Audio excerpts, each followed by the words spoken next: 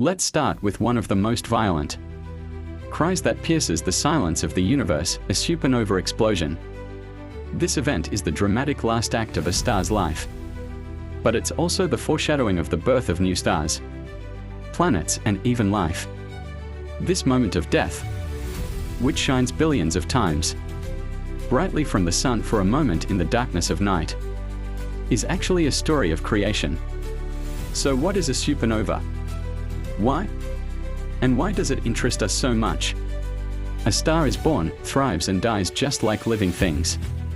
Small stars, those like our sun, dot their lives more quietly. But for giant stars with mass at least 8 times larger than the sun, this last happens with an explosion.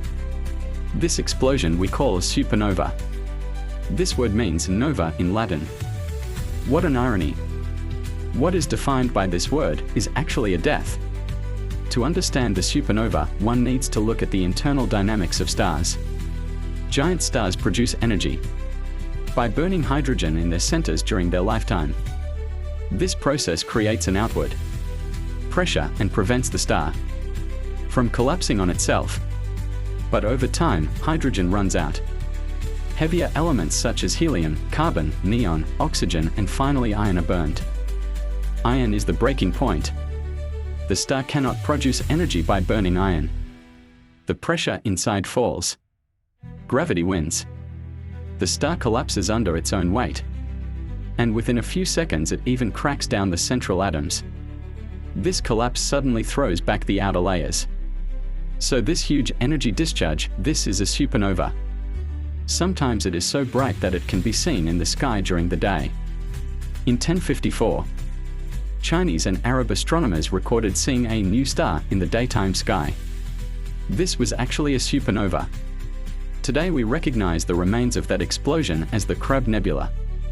Even 1,000 years after that event, we still see traces of that energy with our telescopes. But supernovae are not just dramatic explosions. They are furnaces where the elements are born.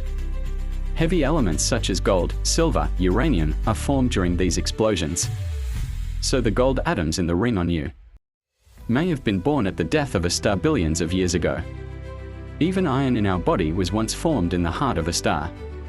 In the words of Carl Sagan, we are all stardust. Supernovae are divided into 2 main categories: Type 1 and Type 2. Type 1 supernovae usually consist of a white dwarf star pulling matter from a neighboring star, reaching critical mass and exploding. Type 2 supernovae are the collapse of large stars as they live on their ends. These explosions are not just a visual feast.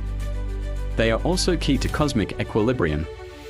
Supernova explosions trigger the formation of new stars by dissipating gas from galaxies. So a star dies, but with his death hundreds can be born. This shows the cyclicality of the universe and how it transforms death into a beginning. The remains left behind by supernovae are also important. Some become neutron stars, some become black holes. A teaspoon of neutron star matter can weigh billions of tons. One of the most dense objects in the universe is the residue of a supernova. And of course, some supernovae come with gamma-ray bursts. These events are capable of illuminating the entire galaxy for a few seconds. If such an explosion occurs in a star near us, it may affect life on Earth. Fortunately, large stars near us are very rare. But our eye is on Betelgeuse. This red giant in constellation Hunter is hundreds of times larger than the Sun and close to the end of its life. Maybe tomorrow, maybe 1,000 years later, it'll explode as a supernova. And if it does, this explosion will look like a second sun in the sky. We observe supernovae with telescopes. We study them with computer simulations. We even listen to their cosmic echoes with radio waves. Every new observation gives us new clues about the nature of the universe.